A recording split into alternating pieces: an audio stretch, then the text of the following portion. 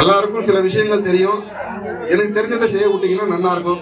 நான் கொஞ்சம் பொறுமையா செய்துட்டு, என்ன இது வித்தோட 3 வருஷம் ஆகும் இந்த சாஸ்திரங்கள் செய்யறதுக்கு. அதனால நான் செய்யறத கொஞ்சம் பொறுமையா எல்லாரும் கவனித்து செய்துட்டு வந்தீங்கன்னா நல்லா இருக்கும். வேற யாராவது வேண்டுதல் இருக்குன்னா ஒரு தண்டபாதம் என்ன இவர்கிட்ட சொல்லுங்க. அதன் பிறகு எல்லாத்துக்கும் பார்த்துக்கலாம். அதே மாதிரியே பெண் வீட்டுக்கார் சார்பா, பிள்ளை வீட்டுக்கார் சார்பா மொழிப்பணம் திருநெல்வேலி ஊருக்காரங்க நமக்கு இவ்வளவு சிறப்பு தான் பண்றாங்க. அன்னதானத்துக்கு உண்டான காசும் கொடுக்கலாம். உங்களால முடிஞ்ச மொழிப்பணம் கொடுக்கணும். இப்போ மொழிப்பணம் வந்து பாத்தீங்கன்னா ஒரு 10 ரூபாய் போடுறோம் அப்படின்னா, அந்த திரௌபதி அம்மனுக்காக 10 ரூபாய் போடுறோம் அப்படின்னா, நமக்கு செய்யக்கூடிய பூஜை புனஸ்காரங்கள்ல நம்ம கல்யாணத்துல வந்து அவ வந்து கலந்துப்பாலாம்.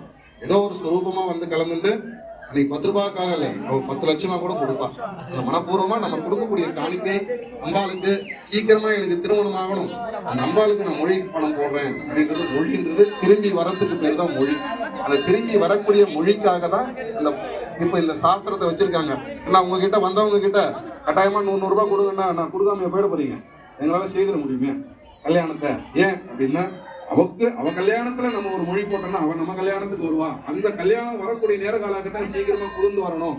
அதற்காக தான் இந்த சாஸ்திரங்கள். அவங்க பெண் வீட்டுக்கார் பிள்ளை வீட்டுக்கார் சார்பா உங்களால முடிஞ்ச காணிக்கை 5000 எழுதலாம், 5 ரூபாய் கூட எழுதலாம். உங்களுக்கு